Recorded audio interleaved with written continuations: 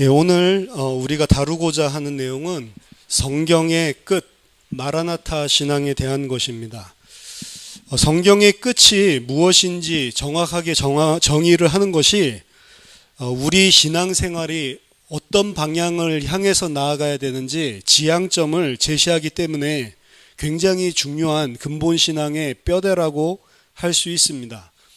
그리고 오늘날에 수많은 시한부 종말론적인 잘못된 종말관을 가지고 있는 이단들이 나타나고 있고, 종말에 관한 부분들을 통해서 오히려 잘못된 신앙을 전파하고 미혹하고 있는 시대이기 때문에 성경에서 말하고 있는 정확한 성경의 끝, 종말, 그리고 그 종말을 바라보는 신자의 당연한 신앙인 마라나타 신앙에 대해서 우리가 바르게 알아야 되겠습니다. 이 부분을 정확하게 성경에서 말하는 대로 가지고 있지 않았기 때문에 그동안 많은 혼란이 있었고, 우리 안에서도 마찬가지입니다. 지향점이 잘못 설정되어 있었고, 그리고 우리가 이 땅에 하나님께서 살게 하신 근본적인 목적과 내용, 방법에 있어서 혼란스러운 것입니다. 따라서 오늘은 성경에서 말하고 있는 마라나타 신앙이 무엇인지 정확하게 정의를 하고 결론을 짓는 시간이 되었으면 좋겠습니다.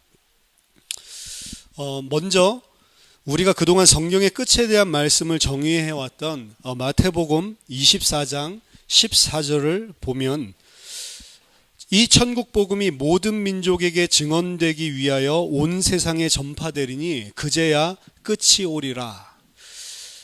이것은 마지막 종말에 대해서 예수님께서 제자들에게 가르치신 것이죠.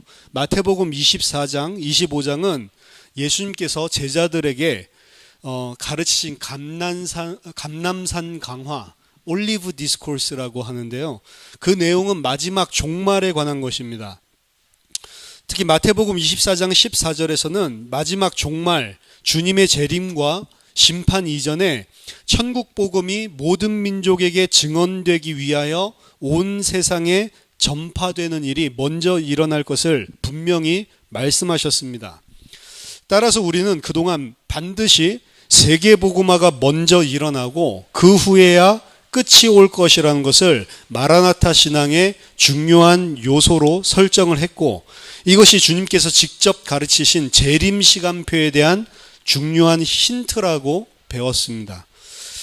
우리는 주님의 재림을 완성하기 위해서 아직 완성되지 않은 세계 복음화를 먼저 이루어야 함을 강조했고, 그래서 전도와 선교에 우리 교회의 모든 방향과 목표를 맞춰왔죠.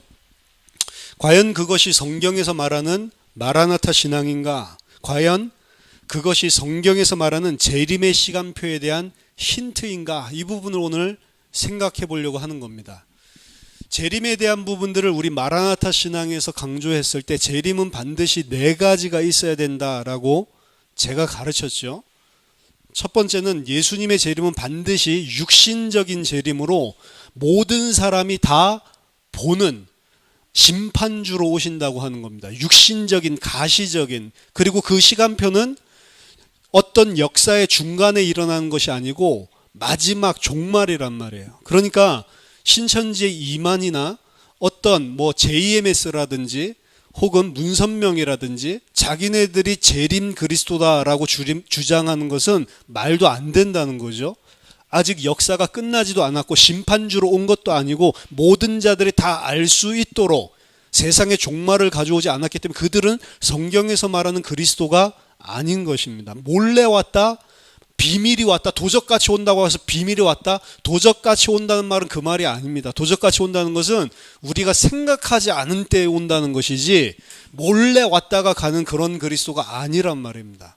그래서 그런 사람들은 절대로 재림 그리스도가 될 수 없는 것이죠. 육신적이고 가시적이고 종말적인 심판을 가져오는 그런 모습으로 재림을 하신다는 겁니다. 그리고 두 번째로 그 시와 때는 성부 아버지 하나님만 아신다라고 그랬고, 그 누구도 정확한 날과 시와 때를 알지 못한다고 그랬습니다. 그래서 누구든지 그리스도가 언제 온다라는 것을 성경적으로 밝혀내거나 혹은 자신들이 환상과 계시를 봐서 이 말세 때 우리가 대비하라고 하나님께서 정확한 날을 알려줬다라고 이야기하는 모든 시한부 종말론은 잘못된 것이죠. 틀린 것입니다. 그리고 예수님께서 재림하실 때에는 반드시 재림하기 전에 천국 복음이 모든 민족에게 증언되어야 한다라고 우리가 이야기를 했죠. 그래서 이 부분이 맞는 말입니다. 예수님 말씀하셨죠. 천국 복음이 모든 민족에게 먼저 증언돼야 됩니다. 하지만 이것이 우리가 생각했었던, 그렇기 때문에 세계 복음화를 우리가 이루고 모든 70억 인구에게 정확한 복음이 우리의 발걸음을 통해 선포되고, 그리고 하나님께서 우리를 통해 그 일을 하기 위해서 이 역사가 진행되는 것처럼 생각한 것은 오해란 말이죠. 오늘 이 포커스에서 성경들을 많이 풀어볼 겁니다. 성경에서 말하고 있는 재림에 대한 부분들을 오해하고 있고 육신적으로 잘못 알고 있기 때문에 우리가 혼란스러운 것입니다. 그래서 우리가 지금 계시록 강의를 하고 있지만 계시록은 그렇게 무시무시하고 그리고 성도들에게 겁을 주고 그런 메시지가 아닌 것을 계속 살펴보고 있죠. 힘과 격려를 주는 것이고, 지금 육신적으로 잘못 풀어서 666 바코드, 짐승의 표를 이런 식으로 푸는 것들은 전부 잘못된 것입니다. 그런 부분들을, 종말에 대한 부분들을 하나하나 사실은 성경에서 말하는데 우리가 정립하고 알아야 됩니다. 그래야지 미혹되지 않고 엉뚱한 것에 속지 않는단 말이에요. 거의 대부분의 이단들이 이 종말론적인 것을 가지고 거의 이단 행세를 하고 있고, 그런 걸로 협박하고 위협을 하고 있는 것이죠. 먼저 한 가지 생각할 부분은, 이렇게 성경의 끝에 대한 부분을 이해했을 때 세계복음화가 일어나고, 그리고 세계복음화가 일어나고 난 이후에야 끝이 온다라는 식으로, 저도 예전에 그렇게 생각을 했습니다. 마태복음 24장 14절을 그런 식으로 이해했을 때 발생하는 심각한 종말신앙에 대한 오류가 생긴단 말이에요. 뭐냐면, 제 예를 들어서 말씀드리겠습니다. 미국에서 헤럴드 캠핑이라는 크리스찬 라디오 방송인 패밀리 라디오, 이 회장이 2011년 5월 22일이 심판의 날이고, 그리고 5월 21일에 주님이 재림을 하고 약 2억 명 정도의 성도가 전 세계적으로 휴거를 하고, 그 이후에 5개월 동안 수많은 재난과 재앙이 이 세상에 심판으로 일어날 것을 경고했습니다. 2011년도에요. 그는 수많은 성경학자들과 면밀하게 성경을 연구한 끝에 이러한 결론을 얻게 되었다라고 이야기를 했고, 이것은 확실한 것이라고 그 방송국이 굉장히 영향을 주는 방송이었단 말이에요. 계속해서 방송을 통해서 강조를 했습니다. 따라서 2011년 미국에 가면은 미국에 있는 각 고속도로마다 곳곳마다 5월 21일이 휴거가 일어나는 일이고 심판이 임박했음을 알리는 광고판들이 전 고속도로 곳곳마다 게시됐단 말이에요. 그 돈도 엄청나겠죠. 그리고 그 영향을 받은 수많은 크리스찬들, 지지하는 수많은 크리스찬들이 일어나게 되었습니다. 이제 곧 종말이 오기 때문에 그 지지자들 중에 많은 사람들은 전 재산을 헌금을 했고, 이 사실을 알리기 위해서 모든 것을 거기에다가 다 쏟아 넣었습니다. 그렇기 때문에 그런 광고판들이 전국 곳곳에 설 수가 있었던 거죠. 2011년 5월에 미국 대학에 가서 전도를 하러 가보면 현장에는 헤럴드 캠핑을 추종하는 많은 사람들, 크리스찬들이겠죠. 이 크리스찬들이 피켓을 만들어서 떼지어 다니면서 임박한 심판에 대한 경고를 하는 모습을 늘 볼 수가 있을 만큼 미국 사회에 큰 영향을 줬습니다. 물론 5월 21일에는 아무 일도 일어나지 않았고, 이에 대해서 캠핑은 자신의 계산에 약간의 오류가 있었다면서 휴거가 10월인 것으로 연기를 했습니다. 하지만 그해 10월에도 아무런 일이 일어나지 않았습니다. 그러니까 결국에는 내가 실수한 것 같다라고 사과를 하면서 일단락을 맺었습니다. 하지만 그의 주장 때문에 전 재산을 헌납했었던 사람들이 소송을 계속해서 잇따라서 걸었고, 정작 캠핑은 그날의 마지막 날이라고 하면서도 자신은 집과 자동차 모든 것을 그대로 소유하고 있었기 때문에 사기극을 벌인 것으로 더 큰 비난을 받았습니다.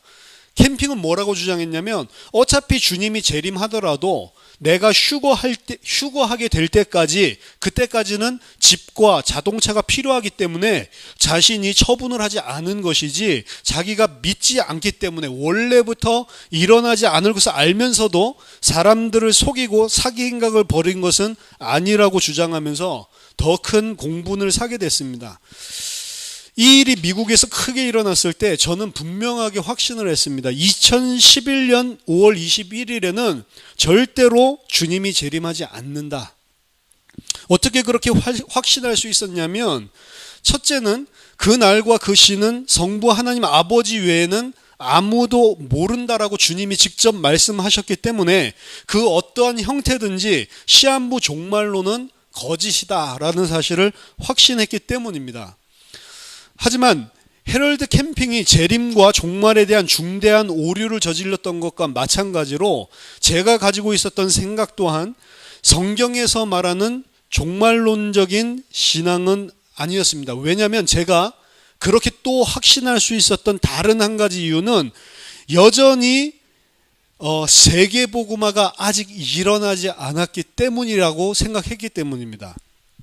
즉 여전히 복음을 듣지 못한 사람들과 민족들이 이 땅에 아직 많이 남아있기 때문에 아직은 재림의 때가 아니라는 것을 확신했기 때문입니다.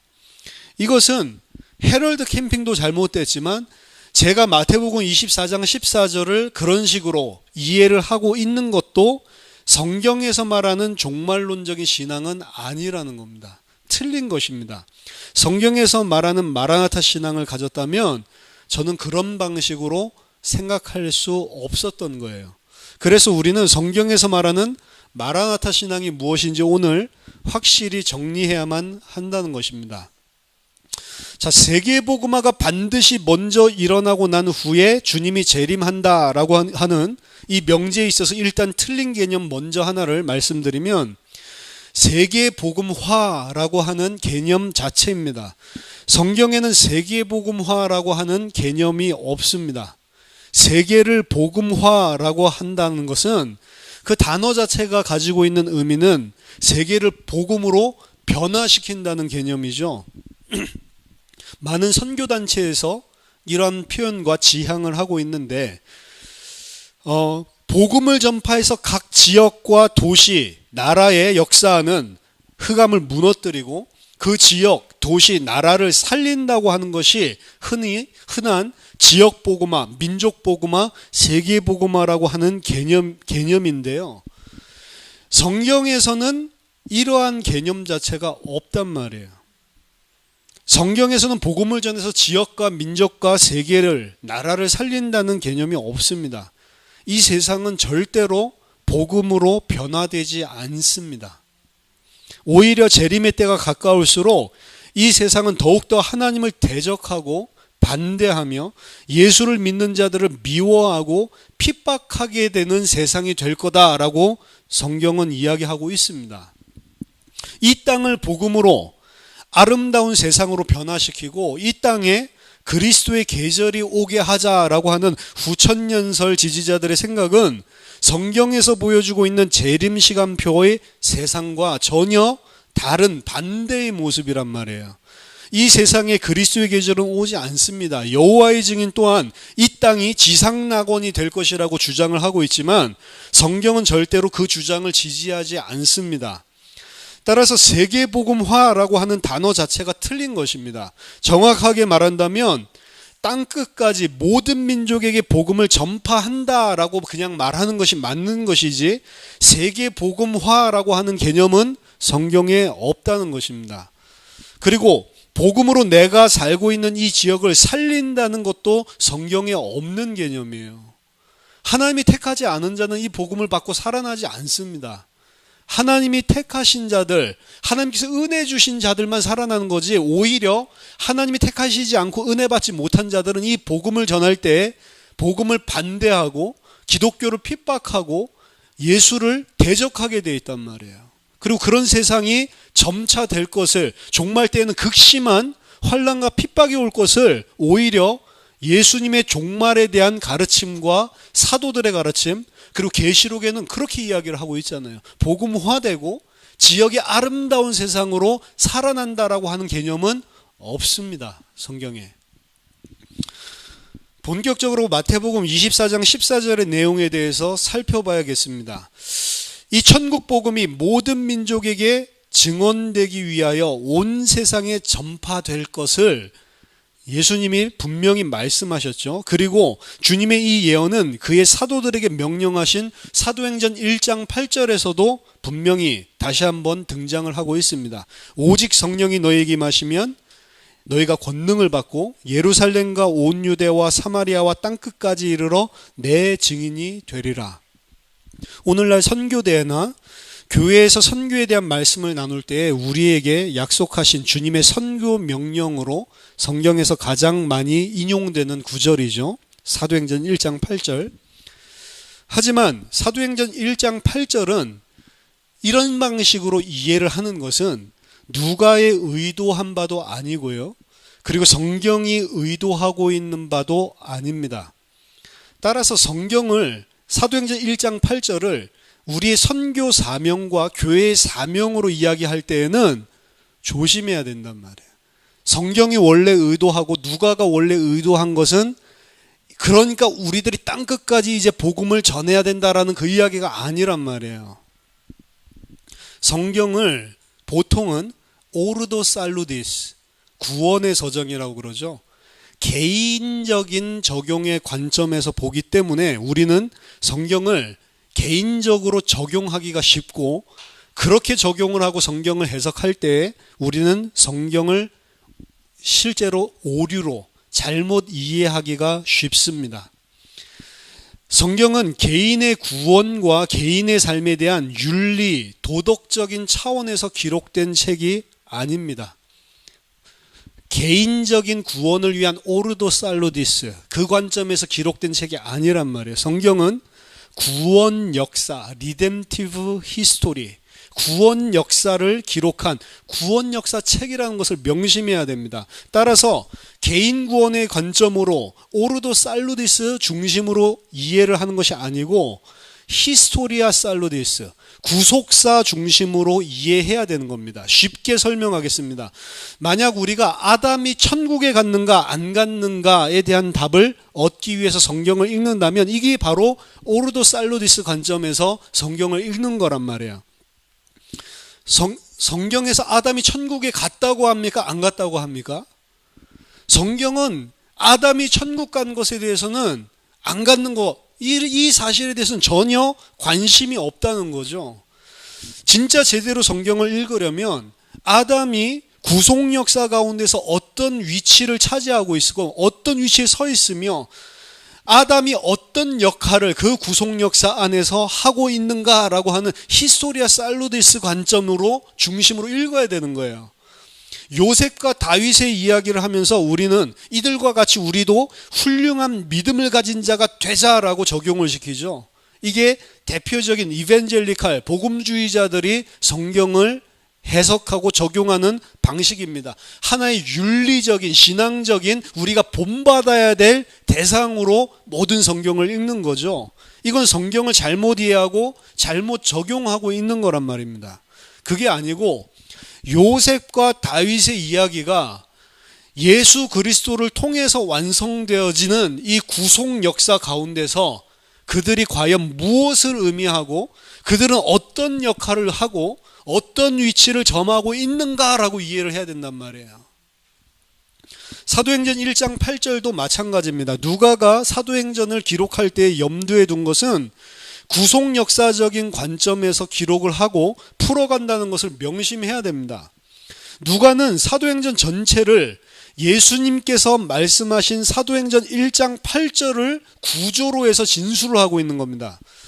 사도행전 1장 8절은 사도행전 1장 2절에서도 나와 있듯이 누구에게 주신 거냐면 예수님께서 그가 택하신 사도들에게 성령으로 명령하신 것입니다. 즉 사도행전 1장 8절은 앞으로 누가가 사도행전 전체를 풀어나갈 내용인데, 성령께서 임하시면 사도들을 통해서 예수 그리스도에 대한 증언이 예루살렘으로부터 시작돼서 땅끝까지 확장되어질 것이라는 것입니다. 누가의 관심은 예수님이 약속하시고 예언하신 대로 사도적인 교회가 예루살렘으로부터 땅끝까지 퍼져나가게 된 사실들을 문서화하는 게 그가 목적한 거예요. 따라서 역사는 그냥 향방 없이 흘러가는 것이 아니라 승귀하신 예수 그리스도의 예언대로 그분이 주권적으로 역사를 펼쳐나가시고 그분이 말씀하시고 구약 성경에서 예언된 대로 모든 것이 그 지향점을 향해서 흘러나간다라는 것을 보여주고 있는 것입니다. 그래서 역사 전체는 우리가 생각하는 대로 이렇게 저렇게 흘러갈 수 있는 것이 아니고, 우리가 살고 있는 이 역사는 구속 역사를 완성하는 방향으로 흘러간다는 거예요. 그리고 그 구속 역사의 완성은 1차적으로 그리스도의 초림으로 말미암아서 이 큰 클라이맥스를 맞고요. 그리고 두 번째 클라이맥스가 있습니다. 역사의 최종날 마지막 재림을 통해서 최종적인 클라이맥스를 맺는 거죠. 그리고 구약 성경에서는 그 예수 그리스도의 초림과 그리고 예루살렘으로부터 시작해서 회개가 일어나는 복음이 모든 민족에게 전파될 것이 예수님이 말씀하신 게 아니고 구약 성경에 있음을 누가복음 24장 말미에 이 누가가 기록하고 있단 말이에요. 그리고 그 예수님이 풀어주신 구약 성경이 누가복음에 이어서 두 번째 쓴 누가의 그린 사도행전을 통해서 그대로 성취되었음을 보여주려는 각도에서 지금 사도행전을 누가복음의 속편으로 이 두 번째 책으로 쓰고 있는 것입니다. 여기서 예수님이 말한 땅끝이라고 하는 개념은 지리적인 개념이 아닙니다. 먼저 이거부터 이해를 해야 돼요. 민족적인 개념이에요. 즉 누가가 말하는 이 복음이 땅끝까지 전파된다고 하는 것은 처음에는 유대인을 시작으로 하고 그 다음에는 절반 유대인, 해프주, 누구죠? 사마리아인들, 그리고 최종적으로 100% 이방인에게까지 확장되어 전파된다는 사실을 의미하는 거지, 지리적으로 땅끝까지 모든 이 지구 전체에 복음이 전파된다는 이야기가 아닙니다. 이 사실을 확실히 보여주고 있는 게 사도행전 13장이에요. 사도행전 13장 46절에서 48절 보면 바울과 바나바가 담대히 말하여 이르되 하나님의 말씀을 마땅히 먼저 너희에게 전할 것이로되 너희가 그것을 버리고 영생을 얻기에 합당하지 않은 자로 자처하기로 우리가 이방인에게로 향하노라. 주께서 이같이 우리에게 명령하시되 내가 너를 이방의 빛으로 삼아 너로 땅끝까지 구원하게 하리라 하셨느니라. 이방인들이 듣고 기뻐하여 하나님의 말씀을 찬송하며 영생을 주시기로 작정된 자는 다 믿더라. 이 본문은 바울과 바나바가 복음을 거부한 유대인에게 말하는 것입니다. 우리는 마땅히 유대인인 너희에게 먼저 하나님의 말씀을 전했다라고 하는 거예요. 하지만 너희가 스스로 거부함으로 이 영생을 얻기에 합당하지 않은 자로 자처하였기 때문에 우리는 주님께서 우리에게 명령하신 대로 이방인에게로 방향을 전환한다라고 하는 이야기입니다.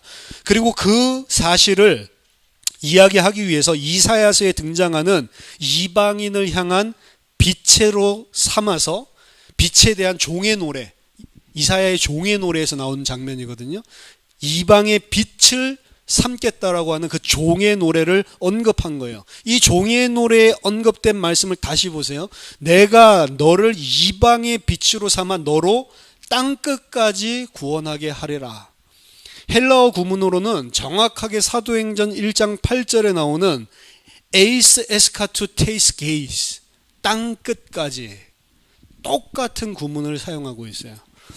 이 구문을 정확하게 사도행전 1장 8절에 인용을 하고 있는 것이고, 그 개념을 사도행전 13장에서 뭐라고 이야기하냐면 이방인에게로 그래서 우리가 간다라고 이야기를 합니다. 그래서 땅끝이라고 하는 것은 이방인을 말하는 거고, 민족적인 보편성, ethnic universalism, 모든 사람이 아니고 유대인을 넘어선 모든 민족에게도 이 복음이 증언되게 하신다는 그런 민족적 보편성을 분명하게 강조하고 있는 거란 말이에요.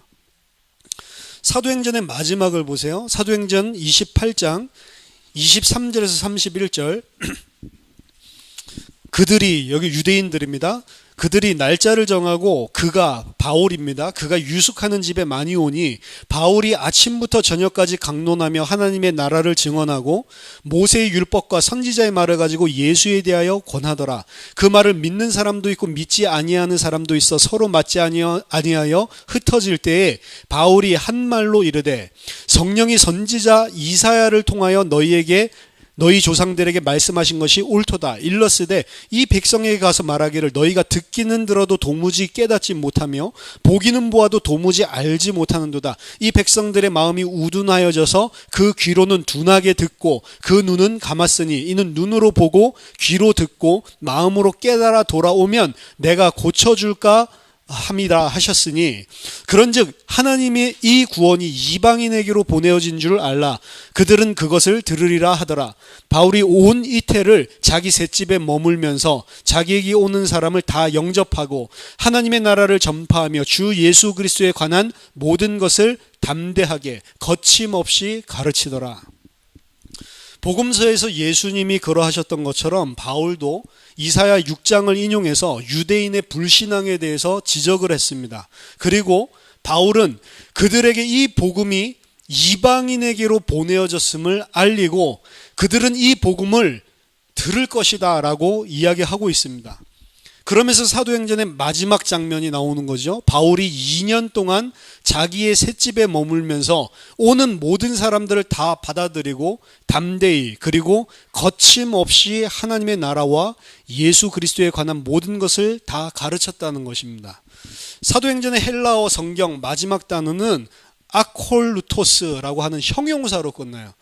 형용사로 사도행전이 끝납니다. 근데 그 형용사가 뭘 의미하는 거냐면, 우리나라 성경은 어순이 틀리니까 동사가 끝에 나와 있지만 형용사로 끝나는데, 이 형용사는 우리나라 말로 거침없이라고 번역된 건데요. 더 정확하게는 아무 방해를 받지 않는 그런 의미입니다. unhindered. 하나님의 복음 말하는 것이 더 방해를 받지 않게 됐다. 언제요? 이방인에게로 향하게 됐을 때. 유대인들은 복음을 방해했잖아요. 그런데 이러한 유대인의 복음 방해를 통해서 복음이 이방인들에게 아무런 방해를 받지 않고 전파되는 것을 끝맺음으로 하고 있는 겁니다. 이게 사도행전 전체의 이야기란 말이에요. 이 모습은 디모데후서 2장 9절을 연상시키죠. 복음으로 말미암아 내가 죄인과 같이 매이는 데까지 고난을 받았으나 하나님의 말씀은 매이지 아니하리라. 누가는 사도행전을 통해서 단순한 역사를 기록한 것이 아닙니다. 이 복음이 예루살렘에게서 유대인들 중심으로 전파되다가 이것이 해프주, 절반 유대인인 사마리아에게로, 그리고 땅끝인 이방인에게로 전파됐고, 그 확산되는 과정이 오히려 유대인의 복음받지 않음과 방해를 통해서 거침없이 방해 없이 이렇게 하나님께서 땅끝까지 복음을 전하게 하셨다라는 내용이요. 그리고 그 땅끝까지 사도행전 1장 8절에서 말한 것은 앞으로 덜 성취돼서 우리를 통해 더 성취돼야 될 내용이 아니고 완료된 사도의 사역으로 설명하고 있는 겁니다. 사도행전을 통해서 단순한 사도의 역사, 복음이 전파되는 역사를 기록한 게 아니고 완성된 역사로 기록을 하고 있단 말이에요. 누가는 사도행전을 통해서 사도들의 행적을 기록하는 것에 관심을 둔 게 아니고요. 그 사도들의 행적이 주님이 약속하신 대로 완성되었음을, 끝마침을 기록하는데 초점을 두고 있는 겁니다. 그는 기독교의 시작에 대해서 여전히 열려있는 결말, open-ended, 열려져 있는 결말을 기술한 것이 아니고 사도적 과업이 어떻게 시작됐고 어떻게 완성되었는지 사도적인 이 사역에 대해서 기록을 하고 있는 거란 말이에요. 따라서 더 이상 누가복음과 사도행전을 이은 데오빌로에게 쓸 세 번째 편지는 없는 것입니다. 물론 하나님께서 사도들 이후의 교회를 통해서 복음 전파하실 일들이 있겠지만 누가의 관심은 사도들에게 주셔서 이루게 한 그 과업이 완전히 다 완성되었다는 것을 보여주기 위해서 사도행전을 기록한 것입니다. 제2의 사도행전 혹은 사도들이 이루지 못한 미완의 과제를 우리가 이어서 이루어가는 사도행전 29장을 써나간다는 개념은 없단 말이에요. 누가는 교회의 터가 완성되었고 사도들이 그 임무를 완전히 다 이루었다는 것을 기록한 것입니다. 에베소서 2장 20절에도 너희는 사도들과 선지자들의 터 위에 세우심을 입은 자라 그리스도 예수께서 친히 모퉁이 돌이 되셨느니라. 사도들의 터가 이미 견고하게 완성되었다는 거죠. 우리는 그 사도들이 이룬 터 위에 세워지는 거고 사도들이 땅끝까지 이방인에까지 복음을 전한 그 서클은 완성되었고 우리는 그 안을 채워나가는 것을 하고 있는 거란 말이에요. 바울이 골로새서 1장 6절에서 뭐라고 복음에 대해서 이야기했는지를 한번 보세요. 골로새서 1장 6절 이 복음이 이미 너희에게 이르매 너희가 듣고 참으로 하나님의 은혜를 깨달은 날부터 너희 중에서와 같이 또한 온 천하에서도 열매 맺어 자라는도다. 골로새 성도들에게 이른 이 복음은 골로새 성도들만 받은 것이 아니고 그들이 받은 그 시간표에 이미 세계적인 것으로 전파된 복음이라는 걸 이야기하고 있는 겁니다. 이 복음을 진리로 깨닫고 받게 되는 일이 온 천하에 이미 일어났다라고 이야기를 하는 거예요. 그러니까 이러한 인식이 골로새서 1장 23절의 바울의 말에 분명하게 나타납니다. 골로새서 1장 23절 만일 너희가 믿음에 거하고 터 위에 굳게 서서 너희 들은 바 복음의 소망에서 흔들리지 아니하면 그러하리라. 이 복음은 천하 만민에게 전파된 바요 나 바울은 이 복음의 일꾼이 되었노라. 여기서 전파된 바요라고 하는 헬라어 동사는 에오리스트, 부정과거, 과거 시제로 쓰여졌단 말이에요. 바울은 이미 이 복음이 온 천하 만민에게 전파되었다라고 여기서 이야기하고 있단 말이에요. 이미 천하 만민에게 복음이 다 전파된 것입니다. 바울은 자신이 사도적 의무를 해야 할 자임을 분명히 보고 있었을 뿐만 아니라 그 사도적 의무를 다 완료했음을 혹은 골로새서를 쓰고 있을 당시는 그것이 거의 다 완료되었음을 인식하고 있었던 것입니다. 왜냐하면 이 복음이 땅끝까지 천하 만민에게 다 전파되었다라고 민족적인 보편성적인 민족적 관점에서 지리적 관점이 아니고 보고 있기 때문에 그런 것입니다. 따라서 사도행전은 단순히 교회의 초기에 일어났던 일들을 여러 일이 일어났는데 그 중에 일부를 느슨하게 모아둔 모음집이 아니고요.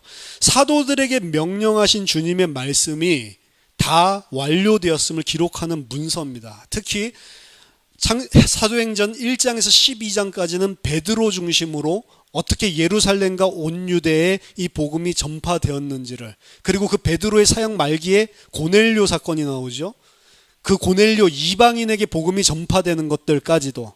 하지만 그 이방인에 대한 복음은 베드로를 포함한 예루살렘 교회의 그 민족적인 선민 사상들 때문에 힘있게 전파되지 못하고 오히려 이방인들을 택해서 세우신 그릇 바울을 통해 13장부터 28장까지 하나님께서 말씀하신 땅끝까지 이방인에게까지 복음이 편만하게 증거되는 것을 보여주고 있는 책이 사도행전인 것입니다.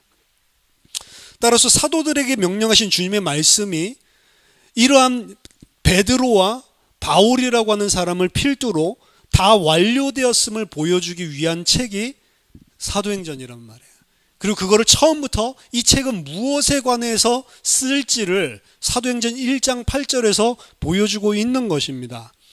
따라서 사도행전은 복음이 모든 민족에게 전파되었다라고 하는 사실을 문서화하고 있는 거예요. 그래서 선교라고 하는 것은 사도들이 행했던 의무를 사도들이 하지 못한 영역까지 우리가 확장시켜서 복음을 전하는 것이 아니란 말입니다. 이미 사도들을 통해서 완성된 땅끝이라고 하는 서클 안쪽을 우리가 채우는 작업을 하고 있는 거예요. 그러므로 이러한 신약 성경의 구속 역사적 사고를 기초할 때 그리스도는 사도행전의 완료를 기점으로 그 어느 순간에라도 당장 재림을 할 수 있는 것입니다. 이해되세요? 땅끝까지 복음, 모든 민족의 복음이 전파되고 끝이 온다고 했잖아요. 사도들을 통해서 그 땅끝이 모든 민족까지 복음 전파되는 일이 완료되었기 때문에 그리스도는 그 어느 시점에라도 와도 괜찮단 말. 우리가 아직 70억 인구 가운데 저 40억이 복음을 듣지 못하고 있는데 주님 못 온다, 이런 사상은 없단 말입니다. 성경에서 당장이라도 올 수 있는 거예요. 왜? 이미 온 천하의 모든 민족에게 복음이 전파됐다고 성경은 보고 있기 때문에 그렇습니다. 그렇기 때문에 사도들과 초대교회는 왜 이 복음이 말씀하신 대로 땅끝까지, 그때는 로마죠, 이방인들에게 전파되었는데도 불구하고 왜 주님이 당장 오시지 않는가라고 하는 주님의 재림의 지연에 대해서 의문을 품은 거예요. 그게 Delay of the Parousia. 파루지아는 나라거든요. 하나님의 나라가 왜 딜레이, 왜 지체되는가라고 하는 논쟁이 일어난 겁니다. 왜 재림이 지연되지? 얼마나 더 지연이 되는 것이지? 이 질문은 주님이 약속하신 마태복음 24장 14절이 다 완료되었다는 것을 인식할 때에만 가능한 질문이란 말이에요. 마태복음 24장이 모든 민족의 복음이 증언되는 일에 안 맞춰졌다라고 한다면 이 의문을 품을 수가 없는 거라니까. 당연하죠. 복음이 다 전파 안 됐기 때문에 안 오는 거잖아요. 그게 우리가 생각했었던 거고. 근데 사도행전이라든지 성경에서 말한 것은 이미 다 전파됐다라고 사도들이 인식했는데 안 오신단 말이에요. 그때 가지게 되는 게 왜 안 오시지? 라는 파루지아 논쟁이었다는 겁니다.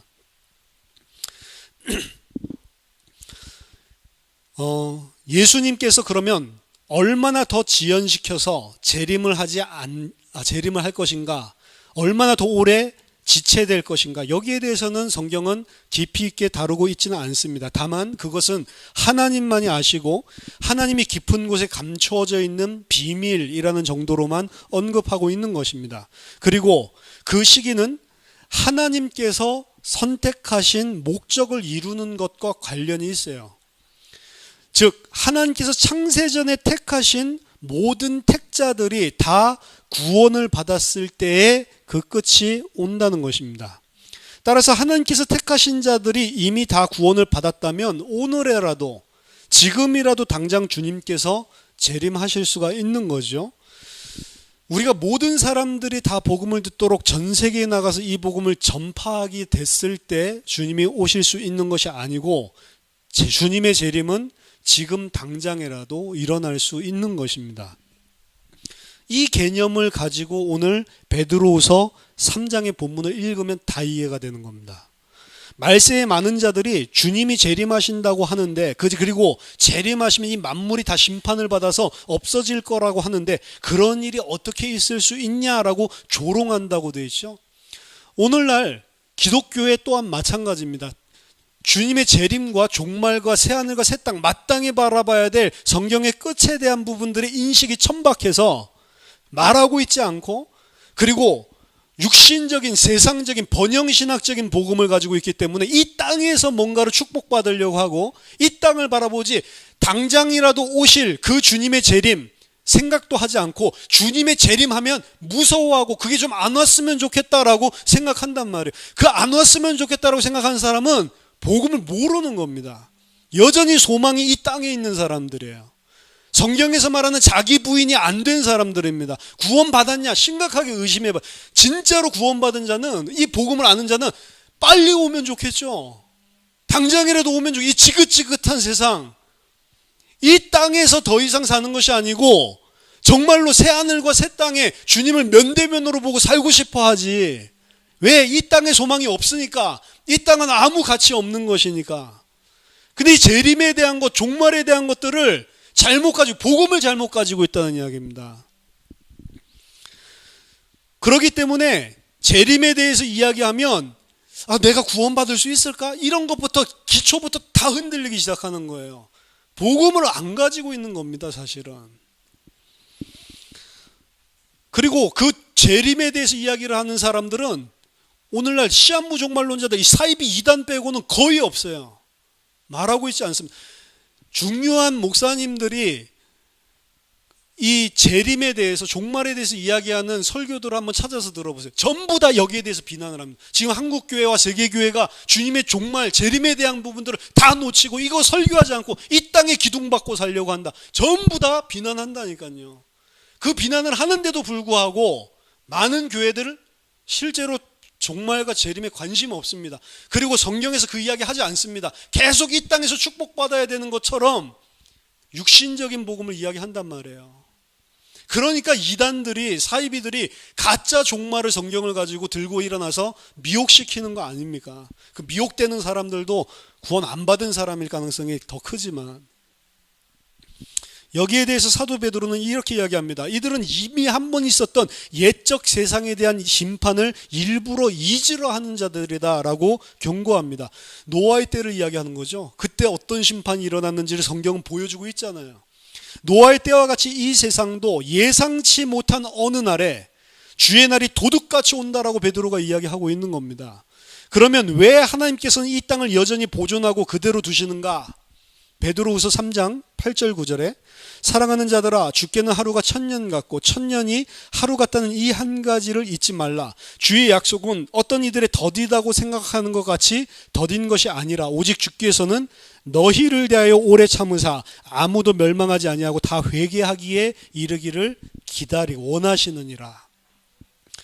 너희라고 하는 것은 베드로가 편지를 쓴 초대교회 교인들이기도 하지만 교회를 이야기하는 겁니다.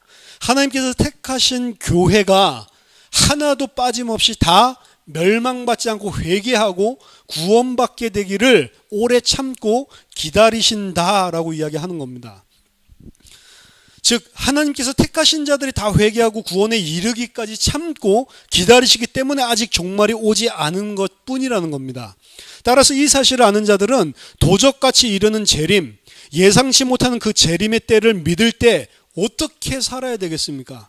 세계복음화 하면서 사는 겁니까? 지금 개념들을 잘 생각해 보세요. 그렇지 않습니다.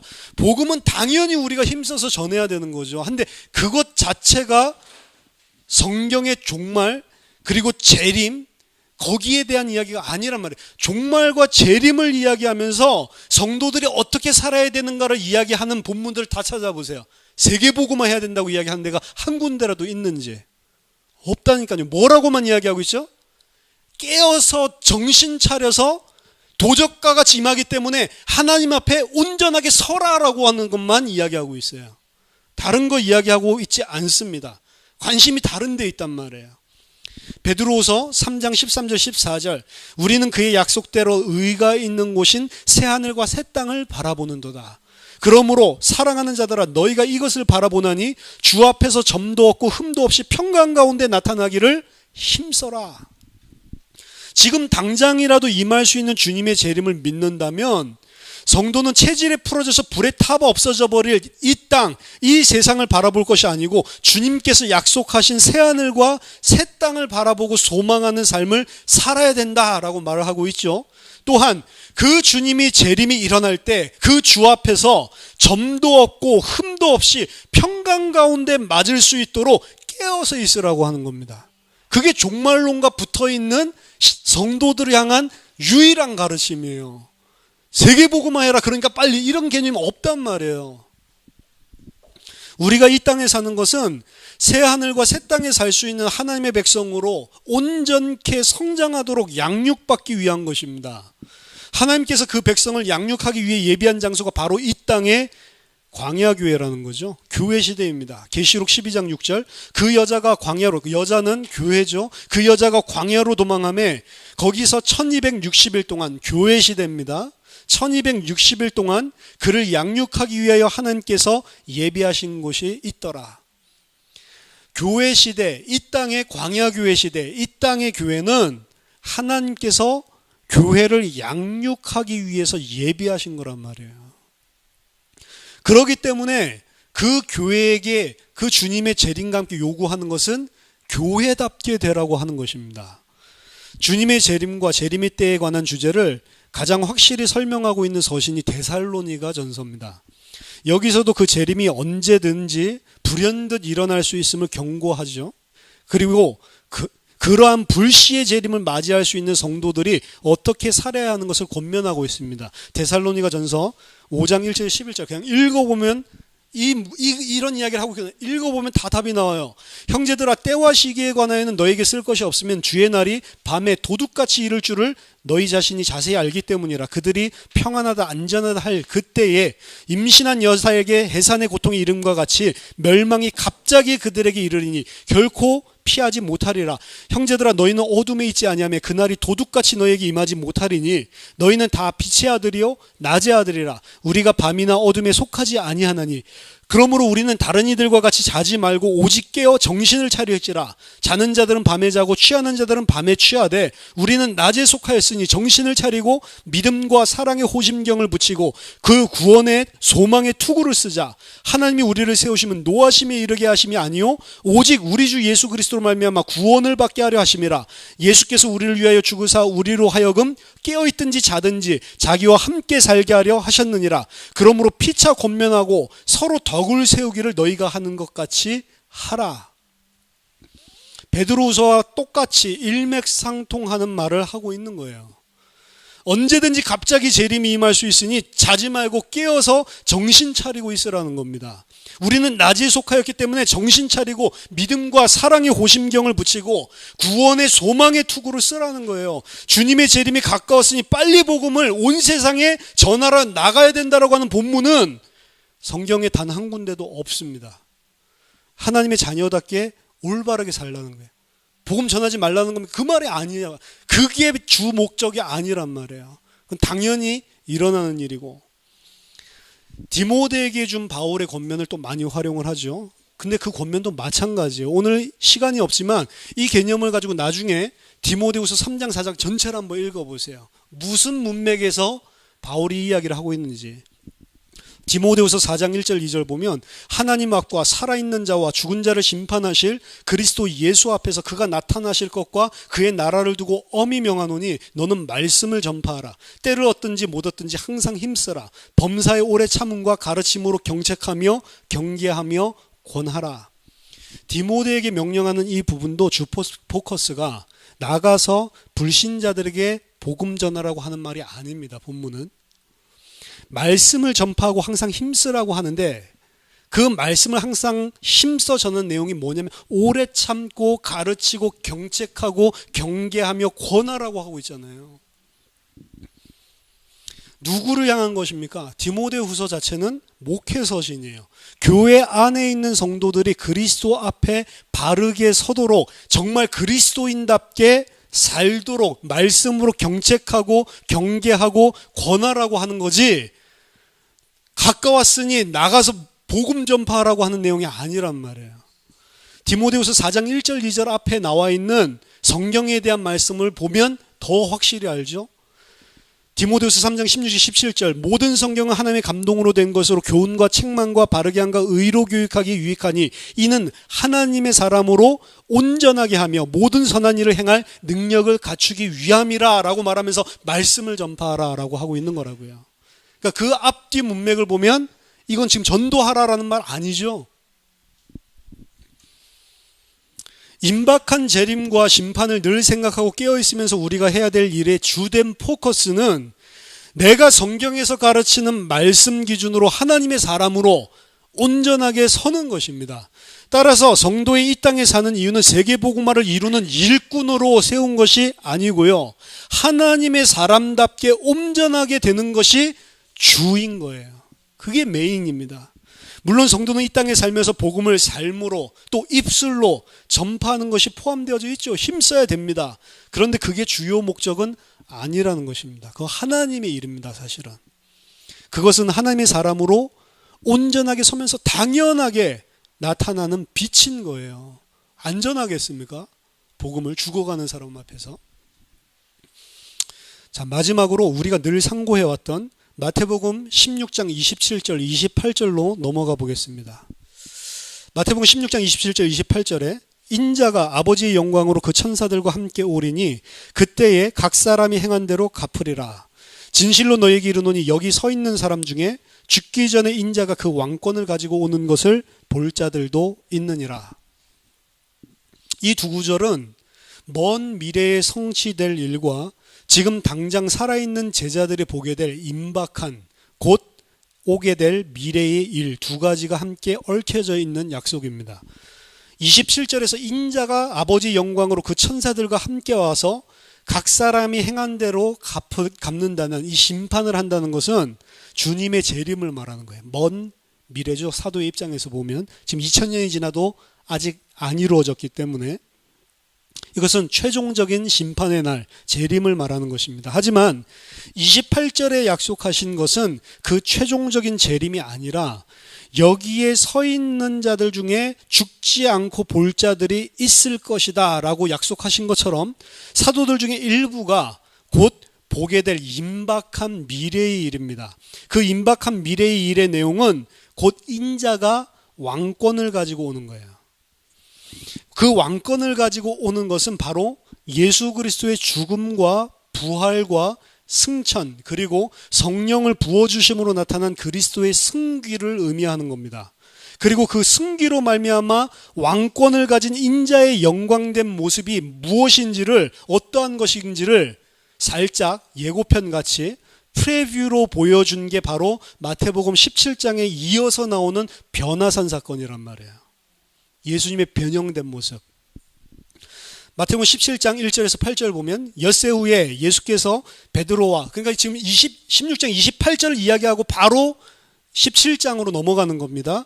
엿새 후에 예수께서 베드로와 야고보와 그 형제 요한을 데리시고 따로 높은 산에 올라가셨더니 그들 앞에서 변형돼서 그 얼굴이 해같이 빛나며 옷이 빛과 같이 휘어졌더라. 그때 모세와 엘리야가 예수와 더불어 말하는 것이 그들에게 보이거늘 베드로가 예수께 여쭈어 이르되 주여 우리가 여기가 좋사오니 만일 주께서 원하시면 내가 여기서 초막셋을 짓되 하나는 주님을 위하여 하나는 모세를 위하여 하나는 엘리야를 위하여 하리이다. 말할 때 호련히 빛난 구름이 그들을 덮으며 구름 속에 소리가 나서 이르시되 이는 내 사랑하는 아들이요 내 기뻐하는 자니 너희는 그의 말을 들으라 하시는지라. 제자들이 듣고 엎드려 심히 두려워하니 예수께서 나와 그들에게 손을 대시며 이르시되 일어나라 두려워하지 말라 하시니 제자들이 눈을 들고 보매 오직 예수 외에는 아무도 보이지 아니하더라.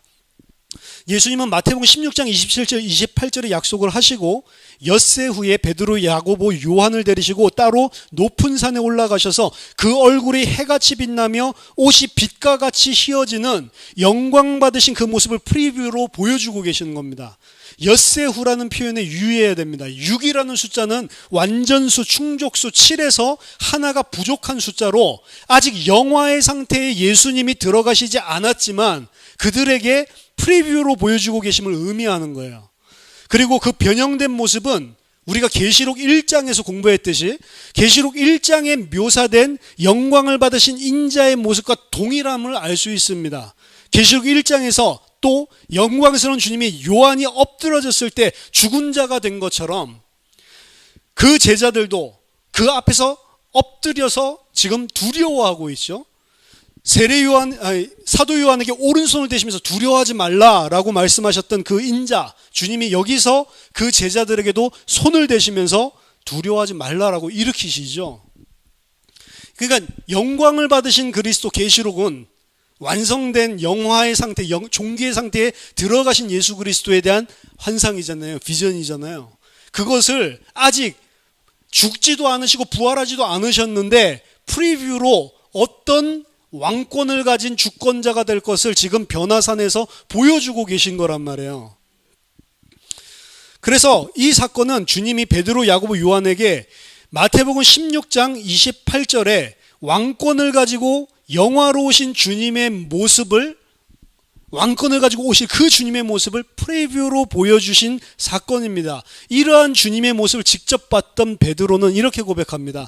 베드로후서 1장 16절 18절 우리 주 예수 그리스도의 능력과 강림하심을 너희에게 알게 한 것이 교모히 만든 이야기를 따른 것이 아니요 우리는 그의 크신 위엄을 친히 본 자라.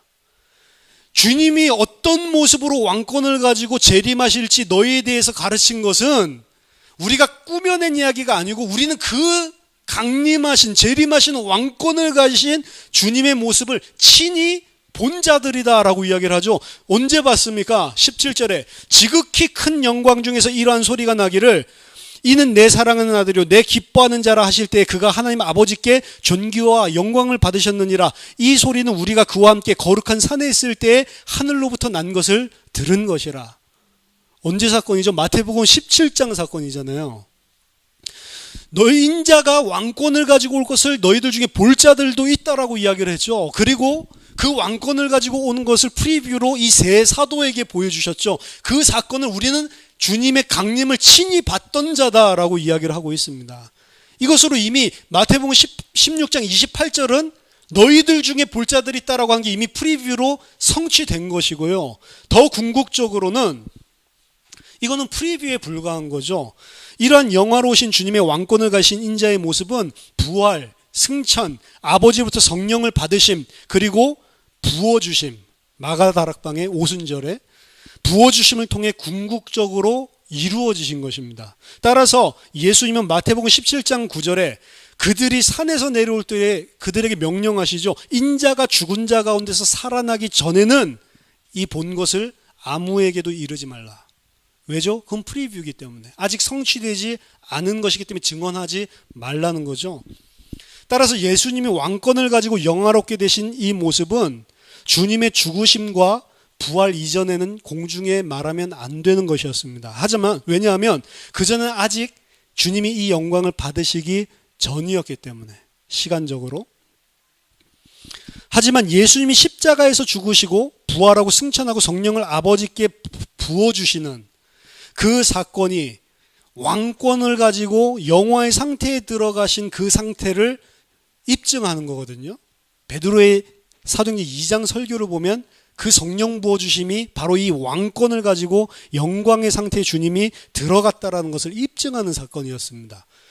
그것이 입증되고 그 영광을 받으신 예수가 온전히 성취되고 나면 그 사실을 땅끝까지 이르러서 증언하라라고 이야기를 한 거죠. 그래서 궁극적으로 부활하신 주님이 제자들에게 나타나시고 또한 마가다락방에 성령을 부어주심으로 너희들 중에 살아서 인자가 왕권을 가지고 오는 것을 볼 자들이 있다라고 하는 게 사도행전 2장에서 성취된 거란 말이에요. 반대로 마태복음 16장 27절에 심판주로 천사와 함께 영광 중에 오실 주님에 대한 예언은 아직 성취되지 않은 역사의 마지막에 나타날 재림에 관한 것입니다. 따라서 마태복음 16장 28절은 우리가 세계복음화를 완성하면 재림하실 주님을 보게 될 것이라는 약속이 아니고요. 이미 사도들에게 성취된 약속인 것입니다. 결론을 짓겠습니다. 성경에서 말하는 마라나타 신앙, 아멘, 주 예수여 어서 오시옵소서, 주 예수여 오시옵소서라고 한 게 마라나타라는 뜻이거든요. 이것은 종말론적인 신앙입니다. 종말론적인 신앙은 좋은 거예요. 성경에 있는 사도들과 교인들은 전부 종말론적인 신앙, 당장이라도 주님이 올 수 있다라는 임박한 종말에 대한 생각을 가지고 살았다고요. 시한부 종말론이나 비성경적인 종말론이 잘못된 거지, 성경에 있는 종말론적인 신앙을 갖는 것은 개혁주의 신앙의 가장 모델적인 신앙의 모습입니다. 종말론적인 신앙의 모습은 무엇입니까? 그것은 당장이라도 지금 주님은 재림하실 수 있다라는 사실을 알고 깨어있는 것입니다. 언제 주님이 재림하시더라도 그 앞에 흠이 없고 티가 없이 평강 중에 주님을 맞이할 수 있도록 늘 깨어서 온전한 성도의 모습으로 살라는 거예요. 아직 세계복음화가 안 일어났으니 지금 당장 주님의 재림은 일어날 수 없다라고 생각하는 것은 성경에서 말하는 마라나타 신앙이 아니란 말입니다.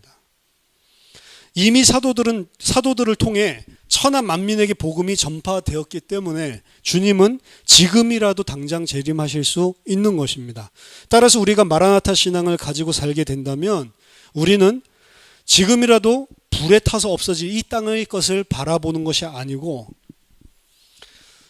새하늘과 새 땅에 살 수 있는 거룩한 자로, 이 땅을 소망하는 게 아니고 새하늘과 새 땅을, 영원한 새하늘과 새 땅을 소망하고 새하늘과 새 땅에 살 수 있을 만한 거룩한 자로 하나님 앞에서 늘 깨어서 나를 부인하고 그리스도만을 의뢰하고 그리스도를 따라가는 자로 매 순간 사는 거예요.